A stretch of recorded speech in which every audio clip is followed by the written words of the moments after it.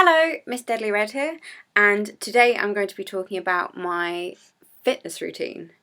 Unfortunately, I don't have a specific routine that I stick to on a daily basis. For example, I don't go to the gym like for a good couple of hours like every day because I don't really have the time. I know kind of everyone gives that excuse, but I physically don't have the time because of my job. It's the type of thing where I can be called somewhere at the drop of a hat, and so one day I might be in London doing a shoot for the whole day, and then I have to come back down south where I live, and then I go back up to like the Midlands or something, and so I spend most of my life on a train. And doing a job like mine, it's not really the type of thing where you can plan a lot of stuff. You can't kind of go, oh well, I'm going to be having this really healthy meal and then I'm going to be doing a 5 mile run. Firstly, I can't do a 5 mile run. Don't even think I can do a 1 mile run. I'll probably do a 1 mile jog. I think I have, but definitely not a run. Never been a cardio person. But it's not the sort of thing that I can kind of say, yes, I'm going to be doing this one day, because I really don't know what I'm going to be doing from one day to the next, because it's just so changeable, which is part of the reason why I kind of love it, because I hate routine. I do have a couple of little exercises that I do to kind of keep my body in shape. One of the best things I find is that I'll do kind of jogging every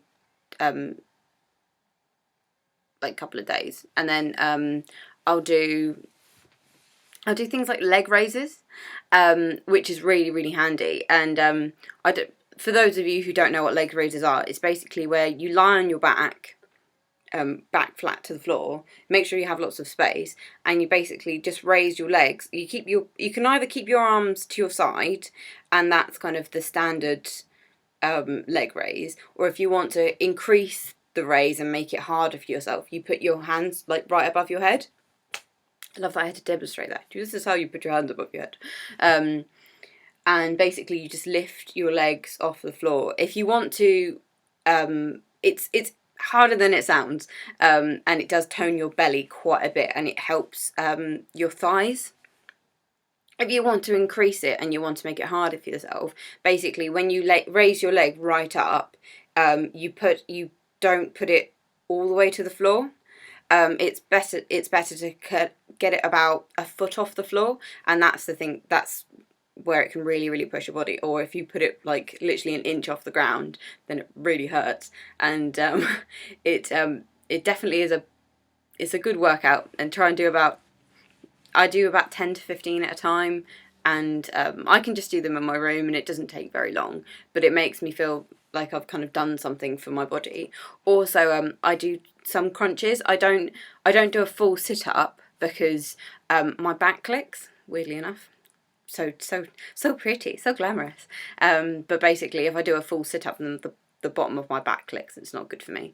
So if I just kind of lift my body around about half a foot off the floor, I'd say, and then just kind of lift myself into my legs, but use all the force from my abdomen, as opposed to just kind of trying to put your neck and your shoulders forward, because otherwise it's not good for your back. And if you keep yourself poker straight, that's the best thing for you, to kind of, well, keep your back poker straight and then keep your head slightly in, but don't actually touch your head, because it encourages your hands to pull your head forward to try and help you launch forward, and it's not good for you. It's not good for your back, it's not good for your head.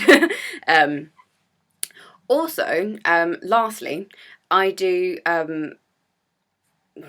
not on a daily basis, but I have done in the past, yoga.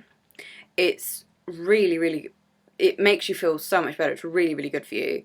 It's not only one of those things that's good for your body, it's so much better for your mind, especially if you have done, for instance, like a really heavy workout and you just need to kind of calm everything down, or if you're just really stressed out and you're feeling a bit down about your like exercise routine, or you're feeling a bit down about your body at the moment, the best thing to do is yoga, because it makes you feel so much more centered. And if you do need to put all of your energy into it, you need to focus 100% on what you're doing. You don't think about outside influences. Don't be thinking, oh, did I write that thing down in my diary, or what should I make for dinner? It's not that sort of thing. You need to focus on what you're doing, and so you can properly meditate, and it will make you feel 100% better. It's one of the best things I can recommend to people, and also it puts your body under much more strain than you think it's going to, almost, not in a negative way, but when you think of yoga, you think of kind of mamby-pamby hippies doing it, and you think of, well, there's nothing wrong with being a hippie. I'm pretty much a hippie anyway. I'm pretty sure I have insect planning, but you think it's not the sort of thing where you think, yes, I'm going to do that to get really fit and healthy. When I first started doing yoga, I was like, well, it's easy, and no, it's not. You do have to put your body in a really, really weird position and then hold it there. You're using a lot of muscle strength, but it is more of you tone yourself up and you get core strength, as opposed to where you see these kind of guys at the gym with these huge weights being like, they've got these massive muscles. It just literally makes you feel much more toned, and you do feel so much stronger as a person.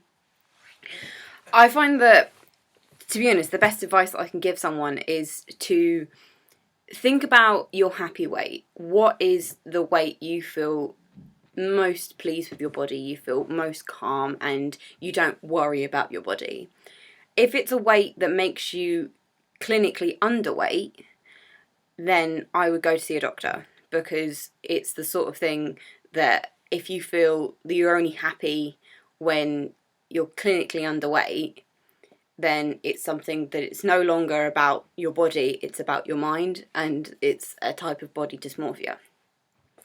The best thing to do is just try and keep as healthy as possible. And if you do think, oh yeah, I'd love to be, say you're my height, I'm 5'5", my happy weight that's best for my body really is no lower than about 8.5 to 8 stone, mainly because I've got quite a wide frame, and if I lost a lot of weight, it wouldn't suit my body, and it would be, I'd say it would be quite difficult for me to get down to that weight anyway, because I'm around about 9.5 to 10 stone, and I fluctuate. And sometimes like I can gain a lot of weight, and I can go up to about like 10.5 stone, and then I feel miserable, because for me it's just, I don't feel comfortable when my clothes don't fit me anymore. And everyone's completely different. Some people they feel they're sexiest at 18, 19 stone. The only thing that I say to those people is, as long as you're healthy, as long as you feel healthy in yourself, it's not putting your body under too much strain, and the doctor says that you're healthy, then it's a sort of thing, well, crack on. It's only when you become clinically overweight or underweight that it becomes an issue, and you're putting your body under too much strain, and it's not good for you. I know some people say, yeah, I feel sexy at this size. Yeah, you might feel sexy at that size, but is it good for you? Will it shorten your life? And it doesn't matter which way that goes. You could feel sexy being stick thin, or you could feel sexy being not being able to get out of bed because you're so big. Some people are like that, but it's not good for you. And that's the main thing, that you have to do what's best for your body, and what's the thing that's going to keep you alive the longest, because that's the main thing. You don't want to be leaving people early just because you want to be a certain weight. It doesn't make any sense to me. Maybe that's me, but that's my own personal opinion. Anyway, we're teetering off. But because if everyone has their happy weight, then it's kind of like a goal weight to go by, that you can, maybe you're a stone out of your happy weight. If you've lost too much weight and you kind of lost maybe the bits that make you feel good about yourself, like some people like their hips and their boobies. Don't know why I elongated that, boobies.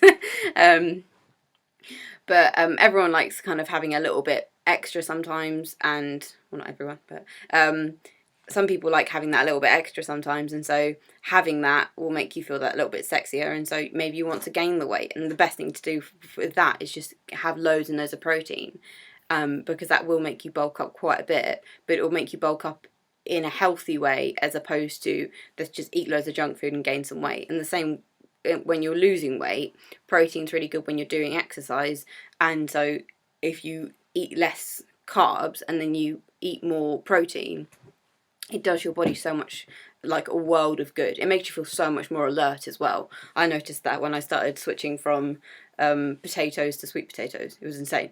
I felt great. Sweet potatoes are the best. And they're bright orange. It makes you feel really happy about eating them. They look so pretty. I'd say that that's the only thing that I can really say is basically that I don't have a specific routine that I stick to. I'm really sorry that I can't give you more advice. But again, I would say just stick to the feel of your own body. Everyone knows themselves better than anyone else. Doesn't matter what people tell you. It's only when it becomes an issue with regards to body dysmorphia that you do need to get a doctor involved. And that is the only advice I will give someone if it's something that's becoming an issue. I know I ramble quite a lot, and I'm sorry about that. I hope this video was helpful in some way to someone. If you have any more questions about any of the various different bits I've talked about, or if you want me to go into detail about other videos I've spoken about in the past, then feel free to ask me anytime, and I will try and do a video about it. And again, I will try and get my tutorials out as soon as possible, and I'm really sorry. But I've been MissDeadlyRed, and I still am. Thank you very much for watching, and goodbye.